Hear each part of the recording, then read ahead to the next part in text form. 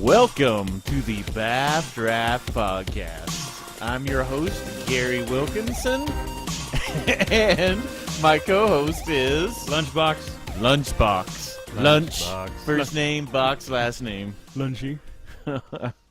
So, what we are BAFDraft. We are a group of Magic the Gathering players that play Magic the Gathering in Bagram Air Field in Afghanistan.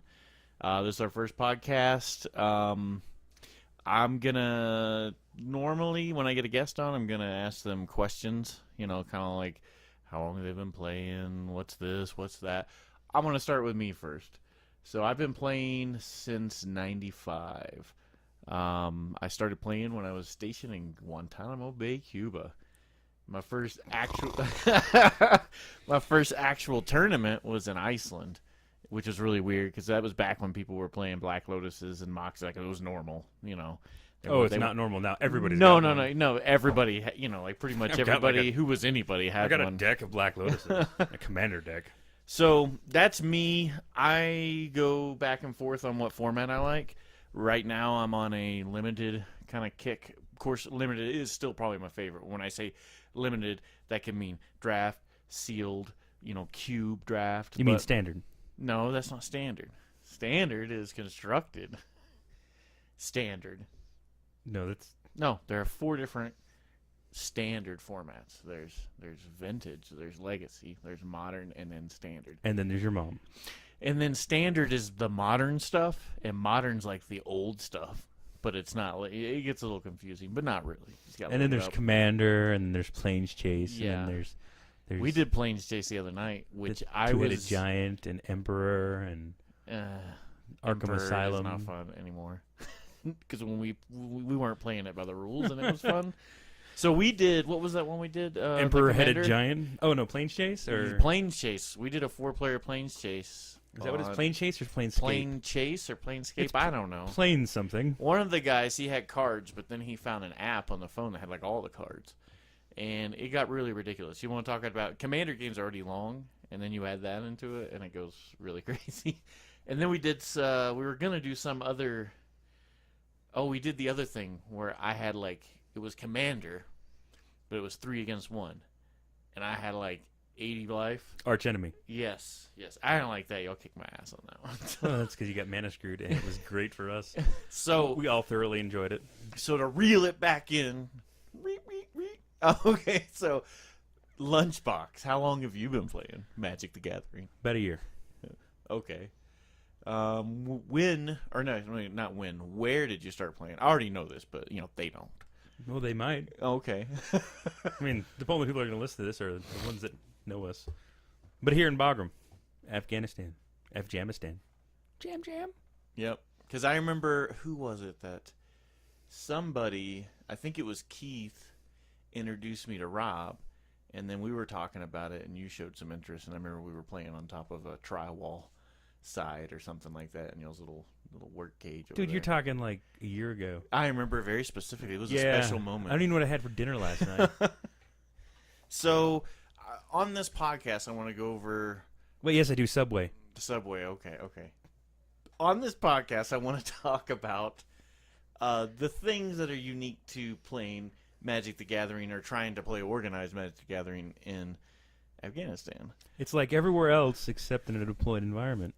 Exactly. For instance, we went on about a 4 to 6 month stretch where we were having 12 to 20 people show up on average. It was somewhere 16 average, It was it was nice. It was good times. It got a little chaotic sometimes. Good times. But all, different groups and different, units rotate in, rotate out. So it wasn't not that long ago. Is it recording? I'm going to edit some of this stuff out. So my coworker knocked on the door. She did not have the key to the office. So I'm going to have to put certain precautions in when we're doing these podcasts to make sure in the future that people don't interrupt us. Yeah, because do not disturb signs work so well out here. Do we have a do not disturb sign on there? No, but I'm sure you'll make one out of We should crayon. put on there, I'm gonna make the worst kind Elmo said do not disturb. And we're doing a podcast.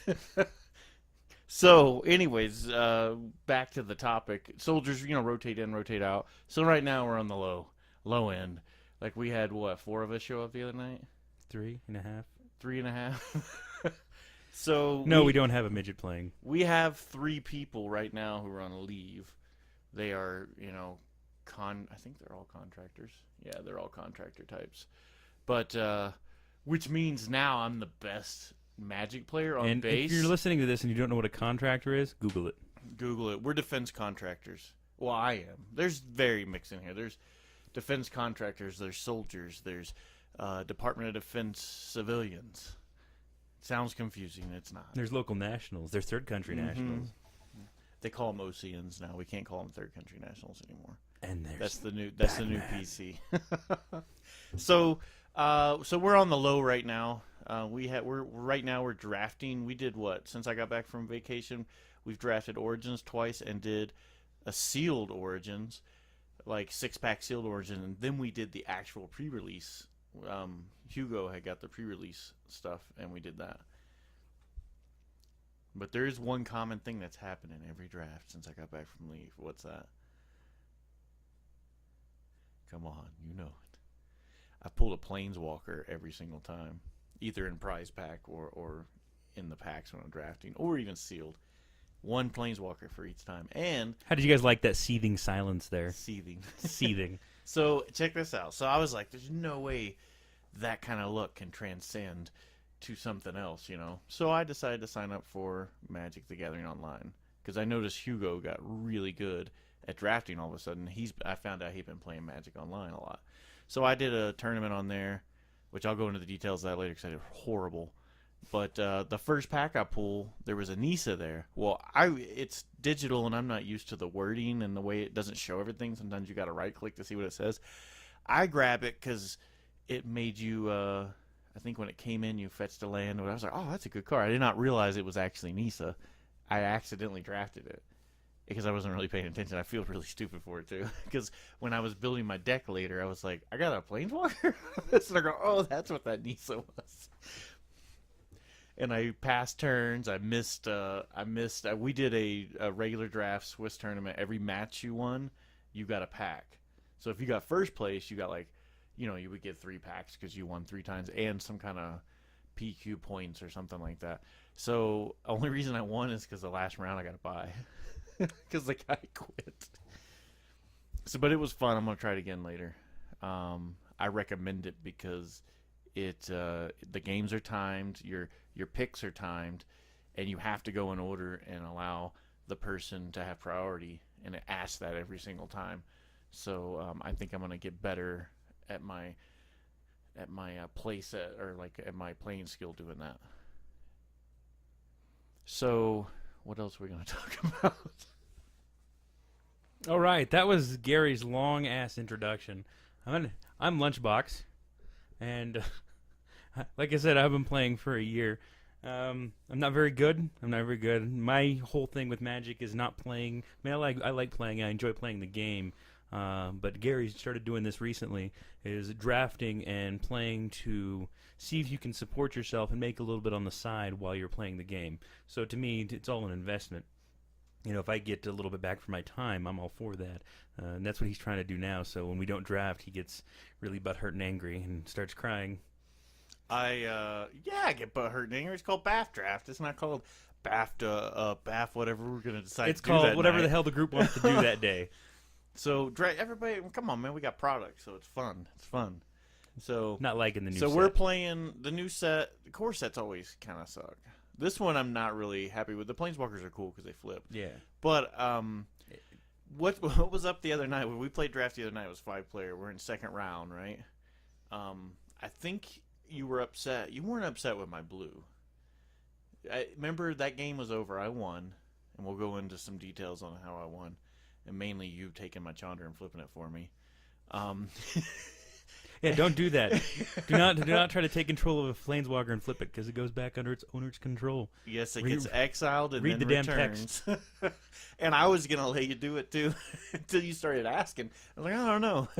We asked Matt, and then I was like, all right. And then I think that hurt a little bit. And then I had that little blue element of control going on, and then you conceded and left. So there you go. Okay, awesome.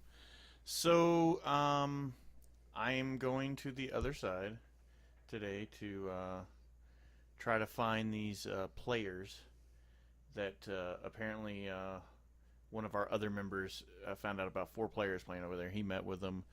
I've been contacting one of them. A couple of them joined our Facebook page. So we're trying to recruit more people in so we can get back up to that at least minimum of 8 people. And then we've got 3 people on vacation right now. So when they get back, we'll be back in business again. Yeah, hopefully we can get everybody together again because the big groups are good. Yes, and we used to have that Tier 1, Tier 2, and we don't have that anymore because we're so small now. So that way we can start doing prize support again.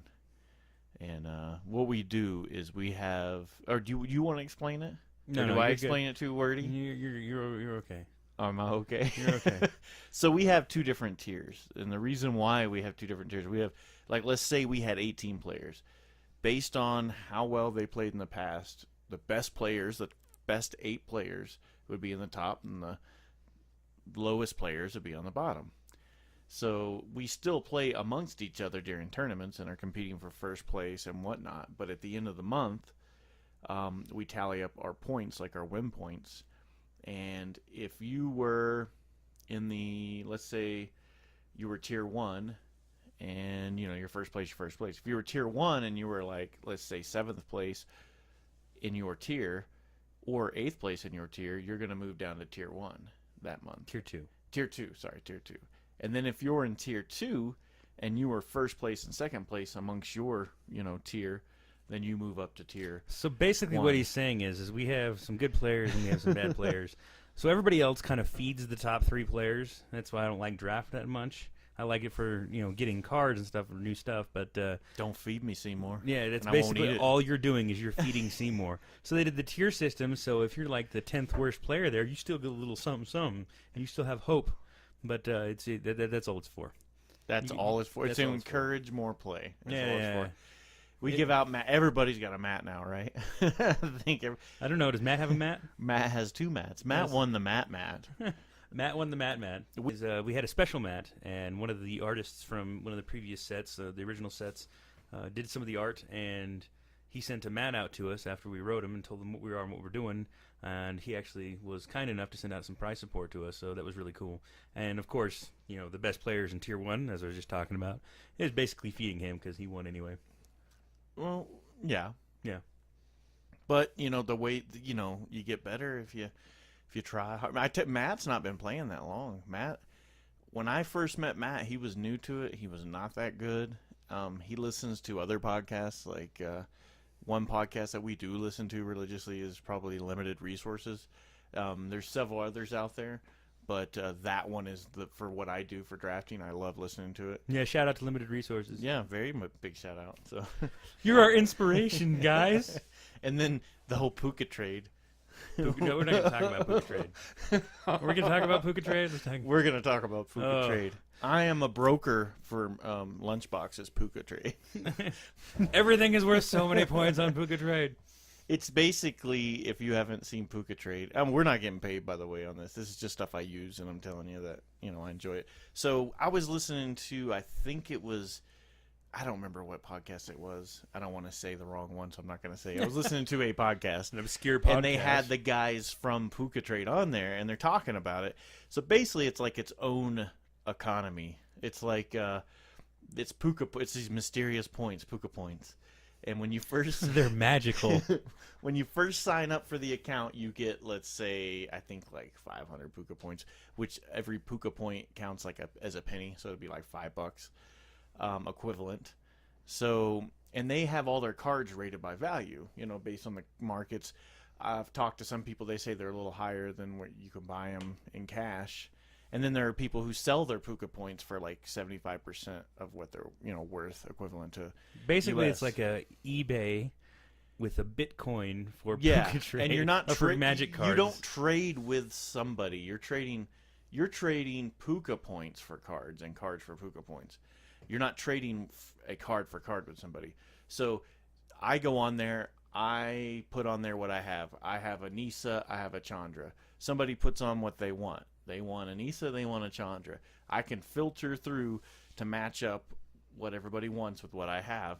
and then I click send. And anybody can click send. So if you don't get to it, I've been on there and I paused for a second, and then somebody grabbed it before I did. I hate when that happens. So if you think of eBay, a seller puts his item on the market, and then people bid on that.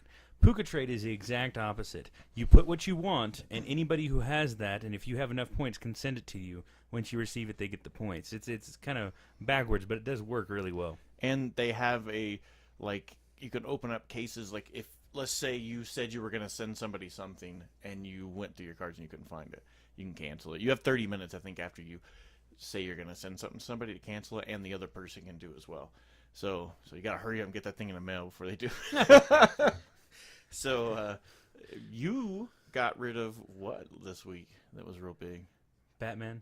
You got rid of Batman? Yeah. You got rid of a lot of stuff this week. Foil Tarmogoyf, ladies and gentlemen. Foil Tarmogoyf. And your, what was the other guy? That 1515 Eldrazi dude? Emrakul. Yeah. And your little what is that? Fulminator Mage. Yeah, I got two of those, the same guy. Yeah, they do the Modern Master stuff, all the big Modern Master stuff. Yeah. Like I said, I've been very lucky when I pull my stuff. And that's what I'm in the game for, is to get stuff to get rid of. And when I pulled that Foil Tarmogoyf, I almost cried. I think I did cry a little bit. So I'm trying the only thing I have on my want list right now on Puka Trade is all 10 of the revised dual lands and the other Power 9, which I know I'll never get. Yeah, let's give everybody our secrets so everybody can do the same thing. No, it's great. The more the merrier. Because you have people who don't really go out and buy packs. Like, they'll draft and then get their stuff doing it that way. I mean, it works for just about anybody and everybody, every kind of situation. So, yeah, except they have to be near mint right now. They haven't done the yes, and they're talking about doing the yet. slightly played, and I guess worse, and possibly doing the online. Now that I started online, I can kind of see that would just be a dream right there. That would be a dream. So that's our rant on Puka Trade. So we're going to www.pukatrade.com. Yes. Puca trade. And find a buddy who's already doing it, and like have them invite you, because they get points out of that. If you go to their invite and get on there, they'll get like $2 worth of Puka points. It adds up, because ladies, me and Matt were gentlemen. going to town, like trying to compete against who was. So he went and got gold member. I got silver member. So for gold member, you get 3 times the points for referring somebody. So, what do you think? Have you heard that there's a new commander? They've announced that they're putting a new commander out. I don't know if they've mentioned. I don't even know what cards. that means. The new commander deck for this year. Commander deck. They're 2015 commander. I thought they already did that. No, that was 2014. Oh, that's what no. we did. This one's going to be multiple color. I think like dual color or 3 color or something like that. It won't be the mono. That was the first time they did mono. Are they printing new cards for it, or is it just no? a bunch Commander of has a cards? lot of new cards, and it's imagine Modern Masters. It's like most of the cards that you see printed are like Modern Master, like Soul Ring, for instance, is like that's Legacy, So they print some pretty cool stuff in there. And usually there's a lot of new stuff they put in there, that quite a bit of new stuff, and then there's stuff that kind of only works for Commander. So it's neat. I like it. So is the Commander stuff Legacy legal? Actually, I think it is. I think everything in there is Legacy legal, but there are still some banned stuff and I haven't looked at the ban list in so long. It's confusing. Basically, everything that says "I win the game right now" is banned. Yeah. Like Skull Clamp is in the Commander, but I think it's banned in Legacy. I think it's only in Vintage. So the ban list, I know the Commander list copies something else and has some extra. It So does. is It has its own ban list too. Yeah, but it copies a ban list, so I think it's Vintage. I don't think it does the Power 9. You can't.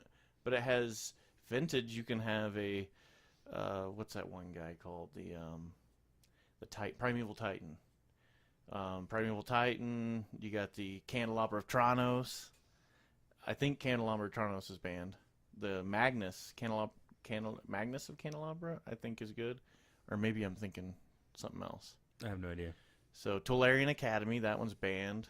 But is that a ban in Vintage? No, it's banned in Legacy? It's restricted in Vintage. It's only Tolarian Academy is I believe it's an artifact land or like a legendary land. Basically, you tap it and it gives you 1 blue mana for every artifact that you control. So you can only have. You only need one copy ever because it's restricted in Vintage. It is not in Legacy. You cannot have it in Legacy at all. Okay, so I'm guessing Commander is Legacy plus. Commander's its own thing. There's a lot of stuff in there that is just really strictly unique to that. I mean, that you would never ever even play. Okay, for instance, some of the lands that they have, you get a color for, your commander's color or whatever. Well, obviously, I mean, I'm sure you could technically play it in some of these other decks, but it's just a useless card. Yeah, and something that's like 15 cost. 15 cost? Yeah. Emrakul. Emrakul is great in Commander, but aren't some of those, are they banned at all or not? What? No. No? None of them are? Not that I know of. Okay. So Expensive-ass cards, I would hope not. Well, with Zendikar coming out, they're going to have some more of those. Of some kind of elder. Oh, they already mentioned the one. You saw the one on there. The new one that came out? No, I didn't. It's not new. I think it's a reprint. I wish I should, I wasn't even really prepared. I should have had it in front of me. It's pretty cool. It's got Annihilator. It's awesome. It's just really cool. So anytime now, like I'm guessing every week or maybe every couple of weeks, you know how it gets close to the new set, we're going to start seeing the previews. And then it's like the week or two before the set comes out, it's like overwhelming. You're just like, oh, whatever. I'll wait till the packs come out and I'll just see what's in there. You get tired of looking at all the commons and crap that's in there because they kind of highlight some of the good stuff. And then I heard mixed debates. I don't know the facts on it. I was listening to a podcast this week, and they did say there's just a possibility of the other fetch lands coming out sometime this year. So I don't know. Yeah, everybody's waiting for the hate fetches to be reprinted. Yes. So what are we going to do this week? Are we going to try to do draft if we get enough people? I don't know. It's not up to me. It's not up to you? No. Well, it was up to you last time. Yeah, that's the only reason why we didn't do people. Drafting with 4 people so we can feed Gary? No. First off, yes. all you got to do is just get better. I saved a Planeswalker from a horrible fate last week because Gary was not able to draft one. So I did draft a Planeswalker. No, because we didn't play draft. Oh, you're right. So I saved a Planeswalker. So your grubby hands. 5 Planeswalkers in a row every single time. Online doesn't count. I don't care. Oh, are you kidding me? No, online and it was count. a Nisa. If you play online, I'm so sorry. I feel sorry for you. Get a life. Online is. Go play World of Warcraft if you're going to play online. Please. The graphics are too complicated. This guy, you guys remember 8-bit games? This guy likes 1-bit games, black and white. Or 2-bit, I guess that would be. Yeah, black and white Pong. That's his version of a high-tech game. Anything more complicated than that? Don't even think about it. I was home on vacation, and my son, we have my Wii from years ago, and it has the original Mario Brothers on there. So he plays it, but that's my game, and that was my back in the day game. So he sees me, and in level 2, 1, 2, you can go up top and warp. Yeah. And he saw that and was like, whoa. He was amazed.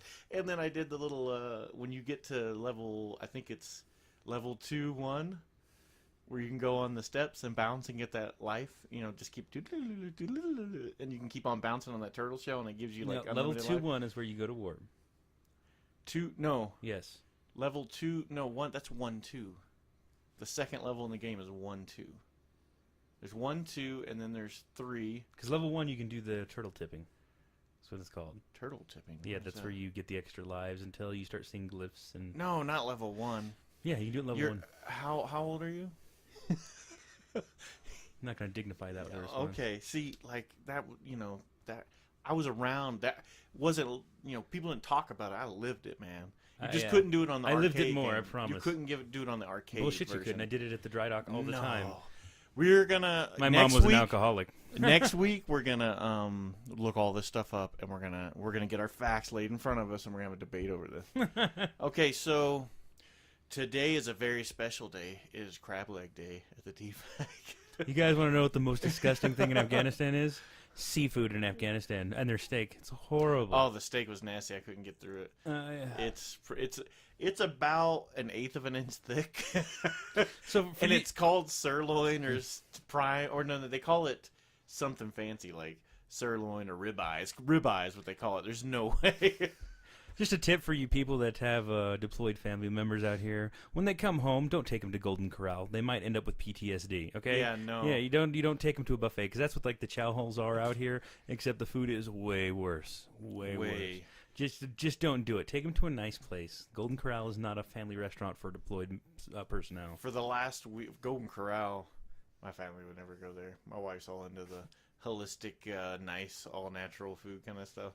And I'm into Burger King and McDonald's. So, but I do have to sometimes do that gluten-free thing, which I just can't do. Gotta have that gluten in the bread, right? Gotta have it. Oh, it's what holds it together, man. It's what plants crave. Yeah. So, yeah, I've not been happy with like the deep. Oh, I was so mad today. My coworker, we went in for lunch.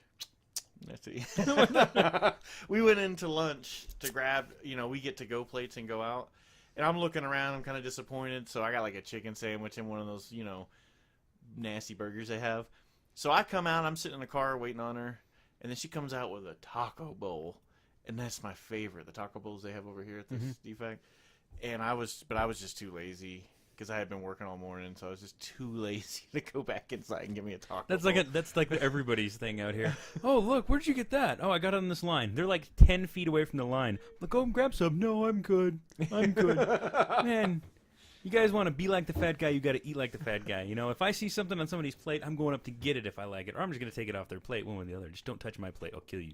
Since I got back from vacation, I've had to cinch up because I've been eating. I won't eat in the morning at all. I'll just drink like a pot of coffee and pound down like 8 bottles of water, and then I'll eat like for lunch or dinner. I'll eat one of those, those little what are they called? The peanut butter chocolate bars. You know what I'm talking about? The good ones. You always say that. No, I don't know what you're talking about.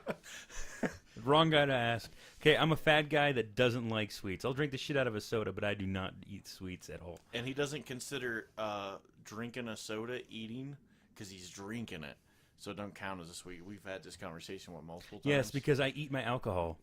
When I'm eating. It's still considered food. No, it's not considered. It's considered So what drink. if you make a smoothie? It's considered a frosty beverage. What about a smoothie? Then it's still a frosty beverage. It's just a meal replacement frosty beverage. Isn't it crazy? We already stopped talking about magic stuff for a little bit.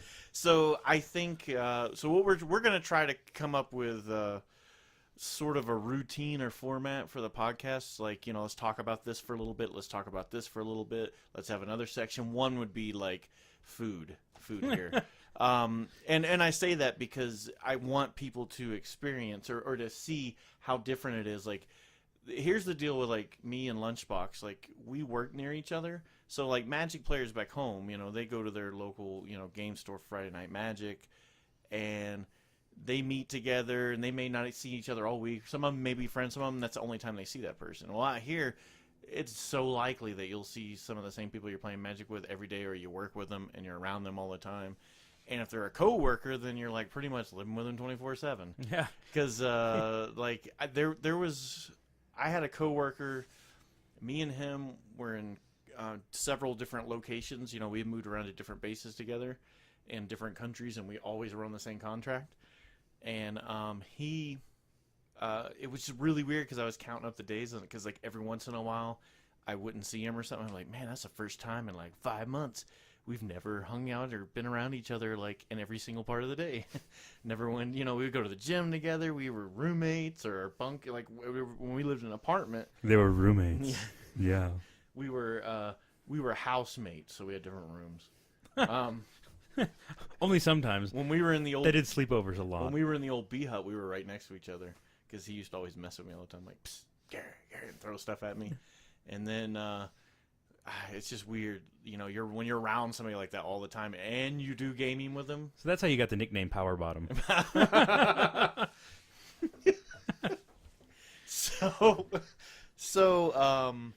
gotta edit that out, right? No, you don't. You have to edit. No, you don't. That's perfect. That's okay. fine. So, it's only like 3 people listening to this. I'm hoping we'll get more people listening. Hello to our one fan out there, me. So we're trying to show people how different it is out here. Another issue is like when we run out of product. Like we'll be drafting or be in that mode like when the new set comes out, and Matt got real stupid and started selling people packs. You know what I'm talking about, man. And then he's like, dang, we ain't got enough until the next one's coming. So you're like hoping the mail comes in, and there's been times where it just doesn't, or it's really late, and then you just have to do a cube. So we have that. I think it's a variation of the holiday cube. I don't know why they call it the holiday cube. There's probably history behind it, but that's the one with the power night. We call it the power cube. Then we have our other cube. And then we have our really lame other cube that Matt made for me before we went on vacation. Since we're talking about cubes, I'm going to give it a shout out to Ice Cube. What's going on, man? I hope you hear this. He's got that new movie. His son's playing him in it. His son's playing him in it? Yeah. And he's playing what? Grandpa Cube? I don't know if he's even in it. I don't think he's in it. He's playing Icicle. So, yeah, he's what graduated. was I watching? I can't remember the show I was watching. That was one of them talk shows. He was on there, so... the new movie starring Ice Cube. We were watching the fight, the UFC fight. When was that? 2 weeks ago, with what's her name? Roddy. What's her name? You know, Ronda, the goddess of USC. Yeah. Anyway, that's the first time I've known of her. I'd never seen her fight. So we're watching it, and here we're watching it at like 9 in the morning or something like that, and it was coming on, and that's when they were promoting the movie. But what was that? 32 seconds that fight. Yeah, it was one round. Yeah, because I went out. I had to go to the bathroom. I'm like, I'm going to go to the bathroom. So I came back in and had my coworker not call me in at all. By the time she got me, it would have been over. So, getting product, the Puka trade thing has opened up us a lot because we had a big group at the time when we started doing the Puka trade. And I was like, you would have thought they were paying me, like how much I was talking about it all the time. And it was cool when people started getting their stuff in because mail here takes freaking forever. So to get out, they receive it, and then to come in, it just depends. Some days, if you're lucky, it's a week. Sometimes more, 2 weeks, a month. I don't know how 3 it months. Works. Yeah. Oh, especially with letters. So it was cool when I started receiving like every other day. I started getting my stuff in, and then I got out of all that and started selling all my cards. The only thing I collect now is I've always been the collector type, more so than probably like the constructed player guy. You should see his My Little Pony collection. Oh yeah, it's fabulous. So, anyways, I'm like imagining my Little Pony collection. But so I have a whole bunch of revised, some unlimited, some alpha beta, because I would always, I put alpha beta lands in my standard decks and be like, I'm playing my alpha forest for 1.5 green mana. Yeah, it'd be nice if they were worth more, but they're not. They're like $3 or $4 at the most. No, I'm talking about worth more as mana wise. Yes, but them rounded corners don't make any difference. So I remember my Black Lotus that I bought. I've told this story to a lot of people, and I try not to have regrets. This is one of them. So it was 1997, and I was in the market for some good stuff. So they had a Mox Ruby signed by the artist, which was Dan Fraser. And they had and it was a beta, and it was like gem mint condition. It just had the signature on it. And then they had an alpha Black Lotus. Now, back in the day, alpha was not legal for tournament. You couldn't play them because the corners are more rounded on. This is before they had sleeves. So, all you had, those top loaders we have that are real loose, that's all that existed back then. And you weren't allowed to play in them. They didn't become like a thing until a few years later. So they were cheaper. So I paid $250 for my Black Lotus. And it had like a little bit of a crease on it. And I was like, thinking I'm getting a rip-off here. I'm getting a bum deal. So I proxied it in my decks when I played local. I just didn't want to mess it up anymore. So I, I had that. And then decided, I don't know what I was doing at the time or what made me do it. Decided to sell all my cards. So sold all my Magic cards. I had that. Okay, those two right there. Probably a whole play set of the dual lands. All kinds of stuff from Revised. And then junk. There was a lot of junk out there during that time too. Like Ice Age, 4th edition. There was so much of it. But I had 50 those 5,000 count boxes. I had about 3 of those. So it would have been about 10 to 15,000 cards, and I sold it all for $250, same price I paid for the Black Lotus. And now, if I had those, I'm pretty sure I could have probably sold everything between 15 to 20,000. Yeah, well, it's not as bad as the guys that are out there that played the original Tarmogoyfs when they came out. Oh, yeah. And we're giving away for $1.50 and a piece of pizza. Yes, you know who you are. Yeah, you do know who you are. That was, I remember Matt's really good at buying low and selling high. So, Goblin Rabblemaster, when they were like 50 cents or something, I had like a play set or 3 or 4 or something like that. He got them off of me, and man, he just never, ever let me not know how much they went up, and now they're down again a little bit, but still, because then I ended up putting those in one of my sets later and had to go back and trade them. I think I traded them back from him or from somebody that he had traded to or something like that, and had, it hurts a little, but I've made out on stuff too, so that's why on Puka Trade I try to monitor. Do you know Monastery Swiss beer? Is that what it's called? Yeah. That one is like $3 and something now. Ooh. That's like a lot for it's an uncommon. I thought it was a common. We talked about the other day. I thought it was a common. It's an uncommon. So, what time is it? I'm trying to see how much time because we're trying to go an hour on the podcast, but I think I'm gonna have to probably sit down and come up with things to talk we got about. other things we can talk about. So the biggest problem I see we have out here is constructed tournaments. We do like to do constructed. There's a lot of guys that like to do constructed, but getting cards out here is so difficult. So we, back in the day, allowed proxies. Well, we started proxying everything. Like, I'm talking full commander deck proxies, full constructed Tim proxies. Tim proxies. He would find, like, the worst thing in the world to do in a commander scenario and proxy it, and then you just freaking hated playing with Tim. Yeah, so basically all Tim did, he would go through, he'd proxy a commander deck. He would look for all the 2-3 card combinations and just add them all to his deck. And during, he'd have the tutors and stuff, so he'd end up drawing his cards, and it was just, it got ridiculous. I mean, you're talking about the most superpowered decks you could possibly imagine. I mean, I'm talking even better, worse than Unhinged and Unglued. Yeah, it was some crazy stuff. And then remember when we didn't know that in Arabian Nights if it said tap, and then, okay, so Candelabra of Tronos is tap, pay X, and you untap that many lands, right? Or no, you don't, not tap. It just says Pay X. It says X : untap X lands. Mm-hmm. Well, it's supposed to, what do they call that? The Oracle text, Yeah, the Oracle text. It's supposed to tap and do that. So me and Lunchbox made this red, green, X damage kind of deck with infinite mana and possibilities. Yeah, all you need is one mana that taps for 2, and you can untap all your mana. We were doing ridiculous. This is during the whole ridiculous, Candelabra of Tronos is like a $300-something card. Yeah. So it's not like we could afford or have, and these cards aren't easy to get either. Not like, a dozen amount. I mean, there's probably a dozen on eBay, but I'm saying they're not easy to get. It's very expensive. We had, we couldn't do the Channel Fireball combo because I don't think that's legal. Or we would have had that in there. And then, because it worked 50% of the time, it worked every single time. Yeah, 50% of the time, worked every single time. And then I had, remember when I went on that, what's that guy? Perforos kick.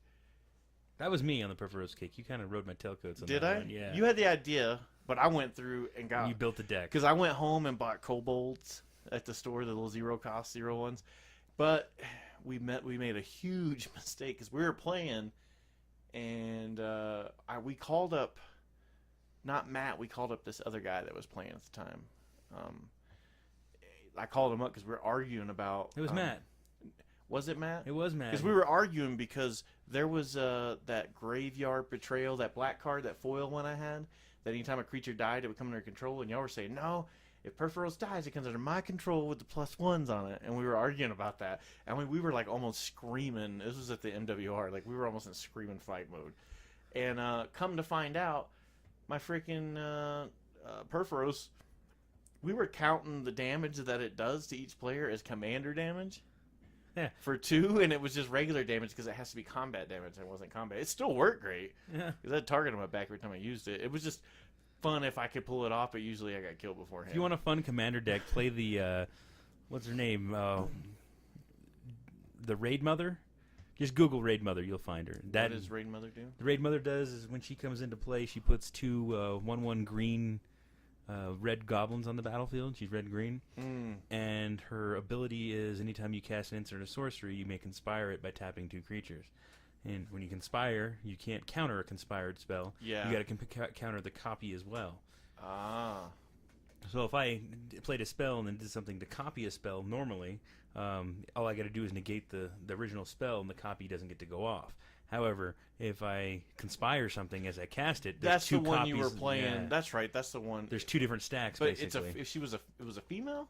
Yeah. I don't know. She was ugly then, I guess. She was a nasty goblin-looking creature. She wasn't a Liliana. No, no, but that's a fun deck to play, especially when you got X damage cards and you just conspire and choose new targets. That's a lot of fun. And then we had what's his name? Can't think of his name. The guy who had the goblin deck going on, the full Goblin deck. No, I don't remember. Yeah. Well, I have that green, that green card that's in the commander. It turns anything into a force. You used it on me the other time. Yeah. I love that card because that'll lock down a commander real quick. Yeah. Turn any permanent into a colorless forest. Yeah. So I am building my Metamai deck again for commander. That's the take an extra turn 4/4 flyer. Oh yeah. And, yeah. and if you does combat damage, you get to take an extra turn, but it can't attack during your extra turns. So I was thinking, and throw an Emrakul in there. Emrakul, throw in what was that one where I took your turn?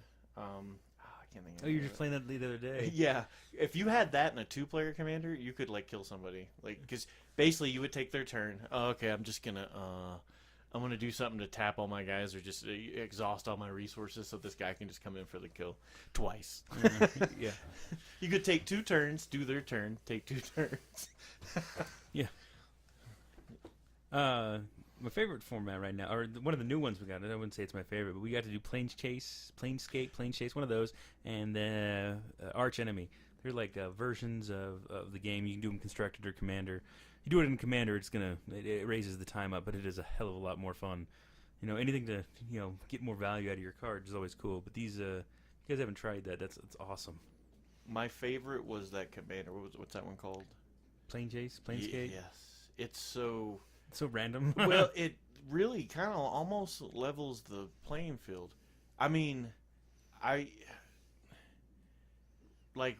it was the way it worked out was Rob ended up winning kind of by accident, sort of, because everybody, you were after Hall. I went in and finished him off. It's that damn coming in haste and double strike kind of thing because you had that big dude and 1919 with double strike. strike. Yeah, and haste. Yep. And then I don't know. I just thought it was interesting. And then rolling and trying to. It's just it adds a lot of energy to it. It makes it fun. Not you ain't got that same person. Oh, he's dominating again. No, because it gives everybody an edge. So if there is somebody kind of building up, it's easier almost for one person to kind of take them out. You know what I mean? I don't know. I think it balances the game a little bit. I think it makes it so everybody is trying to protect everybody. Yeah. Yeah. That's more what it is. Because if you could let someone take out someone else.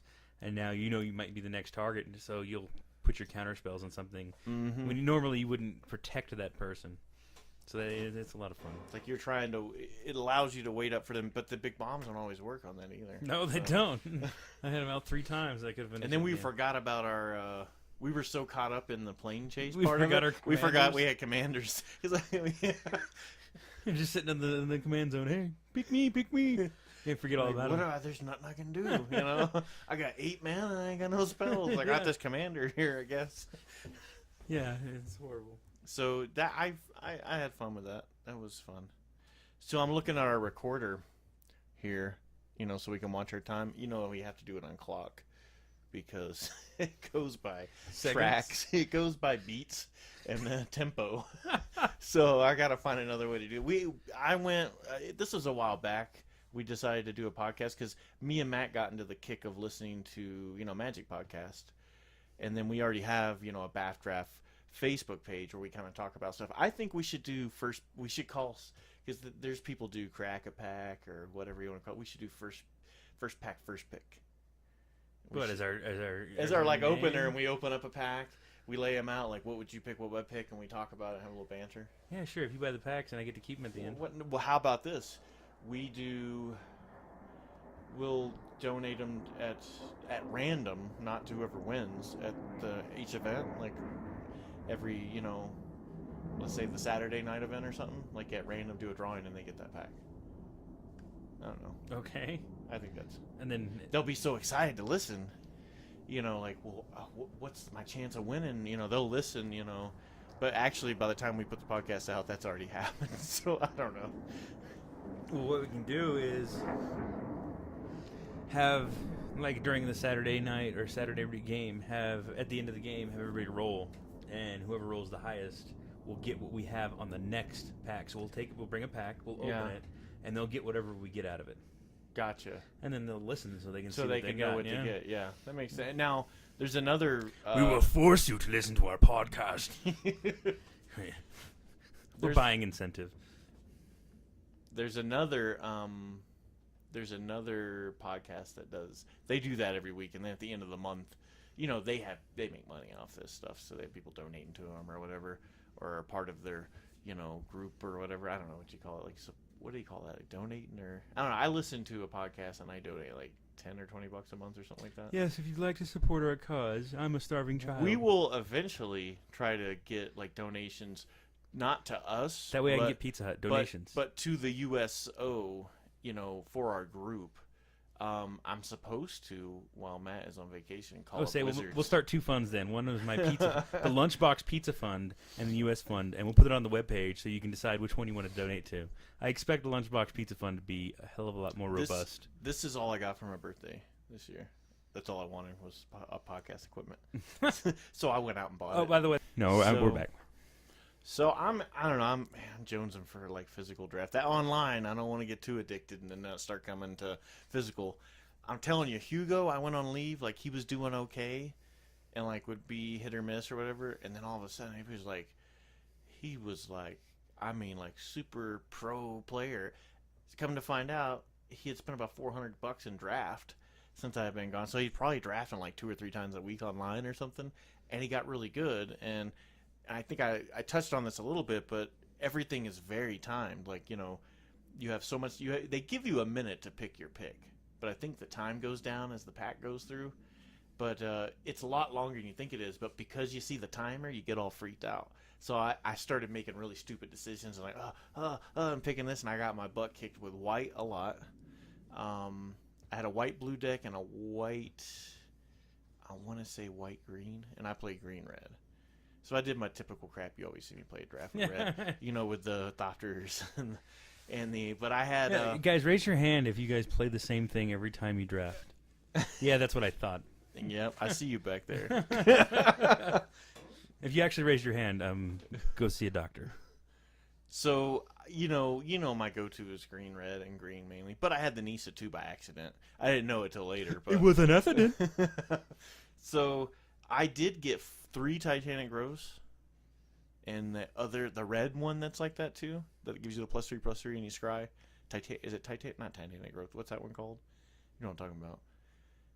You know what I'm talking about. The red one? The red one. It's red, one colorless. It does red stuff? It does red stuff. Make monsters? I had the one where you fight, like you give your creature +2/+2 and fight another creature you control. Or fight your own creatures. Another creature. Finish him. So I never got either one of those cards. I did get Rogue's Passage. Got it one time when it was too late. And then I'm attacking. That guy you swung out on me that he gets star slash Asterix? Yeah, Asterix. Whatever. For however many lands you haven't played. Yeah. So I've got the Nisa. I'm pulling out lands. I had the dude up to 14 something. Because I had the X card where you can go in and look at the top X cards and put all lands into play and the rest of them behind your library. So I was like, big time. While I attack, he throws down that 2 white cost card. This target player destroys or sacrifices target. It was the only guy I swung with. And I was like, oh. So many times that card has burned me. I'm going to have to switch over. Because blue, right now, blue and white is like mega control for draft or for limited for Origins. So, lesson learned, I guess. And it's different than drafting with you guys. Yeah, I would hope so. No, I mean, it's a little more readable. Like, I could really tell, like, what colors people were picking. And I kind of wish I had strong-armed my way into white a little bit. Because I went white. I was going to go white-green. I ended up going the red-green. So, yeah, it sucked. I got my butt kicked. And I missed a Nisa trigger twice. Because everything is in such order. So you play Nisa, you go in, you put a land in your hand, right? forest, I think, in your hand. I hadn't played a land yet, so I play the land. Then it asks you some questions. Then Nisa disappears and comes back. I'm forgetting I have 7 land, and it moves Nisa to the right of your land, so it's not where it was. So I don't know. You're so focused on hitting that OK, because if you don't hit that OK button, you think you're waiting on this other guy, and next thing you know, you see your clock on there running out. Because the first game I played, he had 10 minutes left, and I have like 2 minutes left. I was going to lose just from running out of time because I was just screwing around trying to figure out how to do stuff on there. And, yeah, I got it down now. The guy suggested I go to the lounge and play around a little bit with a constructed deck, and I was like, nah, I got that. I'm stubborn. I'm stubborn. I got this. Yeah. I've played Magic forever, man. I'm so good at So it. the online's, it is different, and every single time you're in your main phase, like, it won't draw your card yet because you're in your upkeep, and then you draw your card. It does it for you automatically. And then, let's say, I don't know, it's really weird, and if you tap too much mana, then you got to be really careful because there's a lot of time wasters on there. And then I am lost track. I'm like, I'm talking so damn much I don't even know what the hell I'm talking about. Basically, if you guys like a tutorial of how not to do Magic online, listen to the last 5 minutes of the podcast. I enjoyed it. I had fun. I really screwed up. I lost the first match. Yeah, we understood you screwed up. You said that like 7 times. Because I didn't know what I was doing. The second match... That's like when you draft. No, let me tell you something. I did well coming back. I felt so good getting first place coming back on the first thing we did on Oregon. Did you play when you were at home? Against no, real not people? at all. Not at all. Oh, I played my son. I whooped his butt every single time. He's sitting there cheating. No, that's not what that means. I can play sorceries at any time. I did that twice since I got back. Matt caught me twice doing that, trying to play a sorcery during somebody else's turn. And I'm like, no, man, it's before combat. And I'm arguing with him about it. Like, no, I'm playing it before combat, not during combat. He goes, dude, it's your turn. And I was like, oh, yeah. That's like basic Magic 101, and I've been playing longer than anybody here. And I'm like, how did I miss that?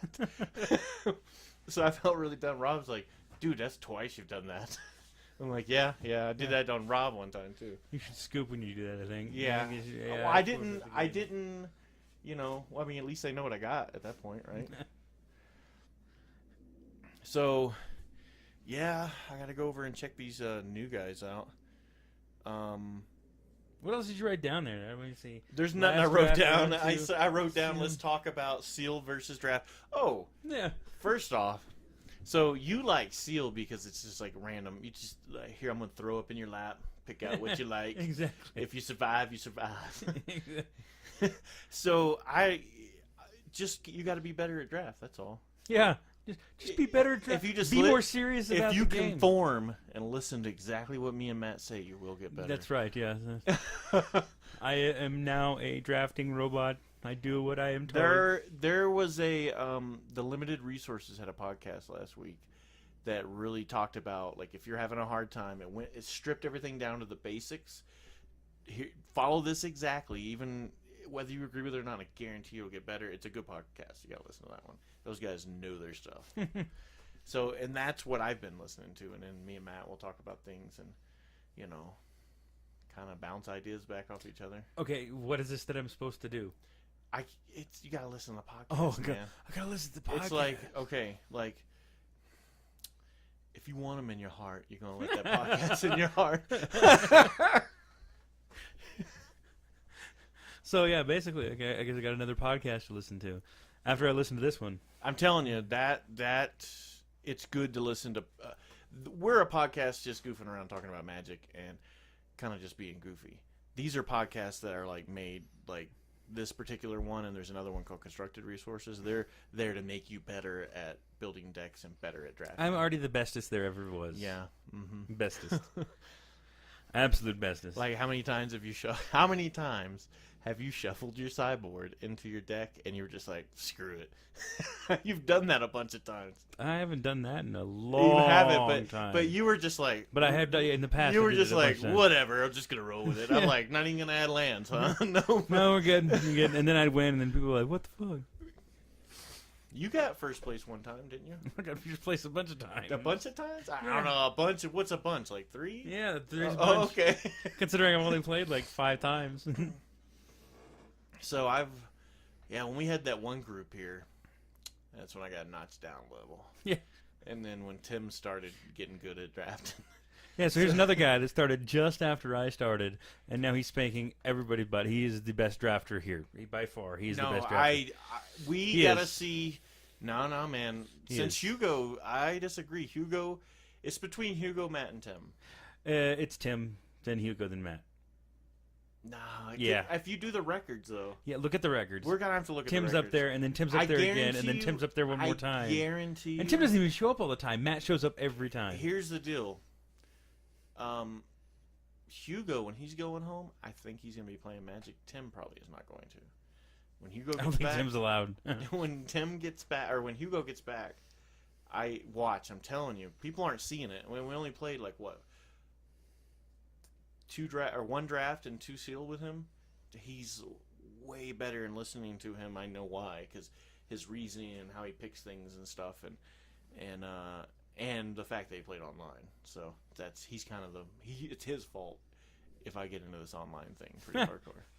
But so going back to what we were talking about earlier. So basically, I used to be like the collector guy and have a bunch of really badass standard decks and just was really into that. And then I went home on vacation, was playing with my son. He didn't really seem to get into it. And when I go home, if I'm going to play or get really involved in it and he's not going to be into it, I'd rather just do a normal Friday night thing and not really get into it too much. So I decided to just stick with, draft. And I came up with this idea because I've seen people do this where they'll come in, they'll pay their $10, and then they'll try to sell what they have to pay for it and then maybe make a little money on the side. So I made that proclamation. I won't buy any sealed products, so I'm not going to buy any packs no matter how bad I want to. I cannot buy cards or anything like that. So I started selling my stuff and doing all that and only going to collect like old stuff. And what I'm doing is I'm accumulating Puka points. So anything Origins is what I'm tracking on there because that's the only thing I've gotten out of draft. So I do this. I go into it, first draft. What do I pull? Liliana. I got first place in the draft. One of my prize packs was Liliana. Second, we did sealed. And I pulled, what would I pull out of that? A Jace? It was a Jace. And then Hugo bought that off of me, which paid for that and a little bit more, I think. So then I sold the Liliana for like $25 on Puka. So then I went, the third week we did or not third week, but the third event, we did the pre-release sealed. And I got that Chandra. I'm like, I'll get that Chandra. And Chandra's like not even, the foil is worth something, but the normal one's I think the cheapest one of them. So I pull the foil Chandra, pre-release. I sell it to Hugo, I think for like $30 or something. And then that pays for that, like even because that was a $30 thing. And I got some pretty cool cards in there on top of that. And then we go to the next one. And first pick Chandra. That was the draft we did the other night. Yeah. And then online I got Nisa. So it's paying for itself right now just on the So now you just need Gideon and you'll be good. Yeah. See, at least I've gotten one of each.